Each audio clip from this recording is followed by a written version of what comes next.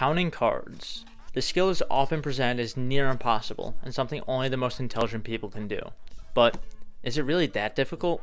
What's up everyone, and welcome to Beat the House, the show where I teach you gambling tips and tricks to help you beat the house. Today we'll be covering blackjack, or as it's sometimes known, 21.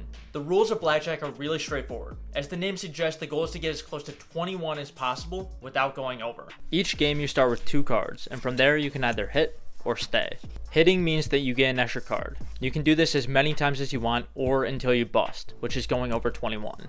Staying means that you're happy with your number and you don't want any more cards. To figure out your total, you just add up the number on your cards. A 2 is worth 2, a 5 is worth 5, and so on. Every card that doesn't have a number like a king is worth 10, except for the ace. That's worth either 1 or 11. You get to choose. There are some other things you can do like splitting or doubling down, but those aren't that important for right now. Seems pretty easy, right? Just hit until you're close to 21 and then you win. Oh, did I forget to mention the dealer? In blackjack, your opponent isn't the other players. Instead, you're facing off against the dealer. Not a big deal. The dealer's basically just another player, right? Well, except for the fact that the dealer gets to cheat. There are a couple of rules to help the dealer get the upper hand. The first being that you don't get to know what the dealer has. In every game, the dealer gets to keep one of his cards face down, so you don't know what his total is or what total you need to get to beat him. The other big advantage for dealers is that there are no ties in blackjack. If you end up with the same score, they win. These two rules give dealers and thus the casino a massive advantage. So to balance it out a little bit, there's one more rule that dealers have to follow.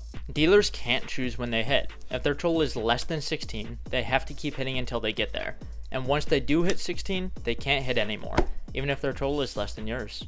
Even with this rule, dealers have such a huge advantage that even if you played perfectly, your expected return is only 99.5%. That means that for every $100 you bet, you lose 50 cents. This is what we call the house edge, and it's how casinos make their money. So, if you still lose even while playing perfectly, how are you supposed to turn the odds in your favor and beat the house? By counting cards. Counting cards is the practice of keeping track of which cards have showed up and which cards haven't, so that way you know what's most likely to come next. And it's surprisingly easy to do. First, pay attention to every face-up card that's been dealt, even the other players' cards and the dealers. Next, you're going to assign every card a value.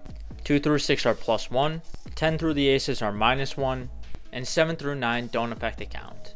Now use this to add or subtract every time a new card comes up, and you'll know the count of the deck. The higher the count, the more likely you are to get high value cards. So, how do we use this to our advantage? Easy. When the count is high, we bet a lot, and when it's low, we only bet a little. This helps us limit our losses when we're likely to get a bad hand, and it also helps us maximize our profits when we're likely to get a good hand. Just be careful not to vary your bets too wildly, because this will tip other people off that you're counting cards. While counting cards isn't technically illegal, casinos tend not to like it for some reason, and they can kick you out because of it. So if you do decide to count cards, it's best to try and hide it as much as you can. Now go have some fun with your new skills, but remember, always gamble responsibly. Thank you all so much for watching. This was the first episode of Beat the House, and I'm planning on making this into a full series. So let me know your thoughts down in the comments, and also let me know what game you want me to cover next. Also, be sure to like and subscribe if you've made it this far. Thanks again for watching, and I'll see you next time.